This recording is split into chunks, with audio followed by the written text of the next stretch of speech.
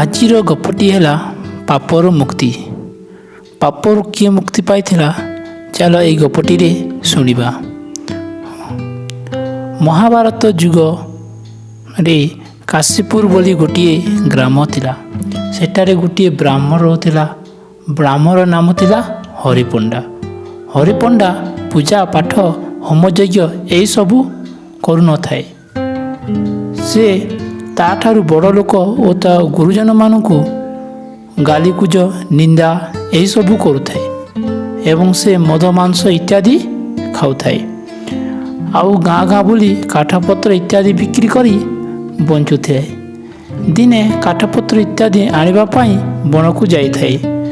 ବଣରେ ବୁଲୁଥିବା ସମୟରେ ଗୋଟିଏ ସାପ ତାକୁ କାମୁଡ଼ି ଦେଲା।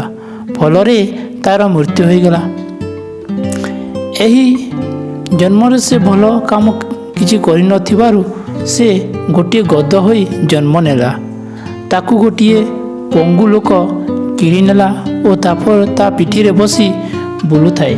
ଏହିପରି ବହୁଦିନ ବିତିଗଲା। ଦିନେ ସେହି ପଙ୍ଗୁ ଲୋକ ଗଧ ପିଠିରେ ବସି ଯାଉଥିବା ବେଳେ ଗଧଟି ହଠାତ୍ ବେହୋସ ହୋଇ ତଳେ ପଡ଼ିଗଲା ଓ ତାର ମୃତ୍ୟୁ ହୋଇଗଲା। ଗଧଟିର ଏହିଭଳି ଅବସ୍ଥା ଦେଖି ସେଠାରେ ବହୁତ ଲୋକ ଭିଡ଼ ହୋଇଗଲେ ଆଉ ସେମାନଙ୍କ କିଛି ପୁଣ୍ୟ ଗଧଟିକୁ ଦେଇଦେଲେ। ସେହି ଲୋକମାନଙ୍କ ମଧ୍ୟରେ ଗୋଟିଏ ବେଶ୍ୟା ମଧ୍ୟ ଥିଲା। ସେ ଜାଣିନଥିଲା ତାର କେତେ ପୁଣ୍ୟ ଅଛି, ତଥାପି ସବୁ ପୁଣ୍ୟ ସେ ଗଧଟିକୁ ଦେଇଦେଲା।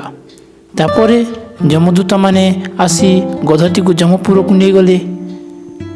ଯମରାଜ ଦେଖିଲେ ଯେ ବେଶ୍ୟା ଦାନ କରିଥିବା ପୁଣ୍ୟ ବଳରେ ଗଧର ପୁଣ୍ୟ ବଢ଼ିଯାଇଥିଲା। ଫଳରେ ଗଧଟିକୁ ଗୋଟିଏ ମହା ଋଷି ସନ୍ଥ ଘରେ ଜନ୍ମ ହେଲା। ପରେ ଗୋଟିଏ ମହାନ ସନ୍ଥ ହେଲେ। ପରେ ସେଇ ଗଧ ଗୋଟିଏ ମହାନ ସନ୍ଥ ହେଲେ। ଦିନେ ସେ ଧ୍ୟାନ ବସିଥିବା ବେଳେ ବେଶ୍ୟା ଦେଇଥିବା ପୁଣ୍ୟ କଥାକୁ ମନେ ପକାଇଲେ ଏବଂ ସେ ବେଶ୍ୟା ପାଖକୁ ଗଲେ ଓ ବେଶ୍ୟାକୁ ପଚାରିଲେ ଯେ ତୁମେ ମୋତେ କେଉଁ ପୁଣ୍ୟ ଦାନ କରିଥିଲ? ବେଶ୍ୟା କହିଲା, ଏହି ପିଞ୍ଜରା ଭିତରେ ଶୁଆଟିଏ ପ୍ରତ୍ୟେକ ଦିନ କିଛି ଶ୍ଲୋକ ପାଠ କରେ। ତାହା ଶୁଣି ମୁଁ ମଧ୍ୟ ପାଠ କରେ। ଏହା ଶୁଣି ହରିପଣ୍ଡା ଓ ବେଶ୍ୟା ଶୁଆ ପାଖକୁ ଯାଇ ସେହି ଶ୍ଲୋକ ବିଷୟରେ ପଚାରିଲେ। ଶୁଆ କହିଲା, 1 ବର୍ଷ ପୁରୁଣାର କଥା। ଥରେ ମୁଁ ଅଧିକ ଖରା ବଳରେ ରାସ୍ତା କଡ଼ରେ ପଡ଼ି ଛଟପଟ ହେଉଥାଏ। ଠିକ୍ ସେହି ସମୟରେ କିଛି ଋଷିମୁନି ସେହି ରାସ୍ତା ଦେଇ ଯାଉଥିଲେ। ସେମାନେ ମୋତେ ଦେଖି ତାଙ୍କ ଆଶ୍ରମକୁ ନେଇ ଗୋଟିଏ ପିଞ୍ଜରା ଭିତରେ ରଖିଦେଲେ ଓ ସେମାନେ ଶ୍ରୀମଦ୍ ଭଗବଦ୍ ଗୀତାର ପ୍ରଥମ ଅଧ୍ୟାୟର କିଛି ଶ୍ଲୋକ ମୋତେ କହିବା ଶିଖାଇଲେ ଏବଂ ମୁଁ ତାହା ପ୍ରତ୍ୟେକ ଦିନ ସେହି ଶ୍ଲୋକ ପାଠ କରେ। ତାହା ଶୁଣି ଏହି ବେଶ୍ୟା ଦେବୀଙ୍କର ଏହିଭଳିଆ ମୋର ପାଠ କରିବା ଏହି ଦେବୀ ଶୁଣି ଶୁଣି ତାଙ୍କ ହୃଦୟ ପବିତ୍ର ହୋଇଥିଲା ଏବଂ ସେହି ପବିତ୍ର ହୃଦୟ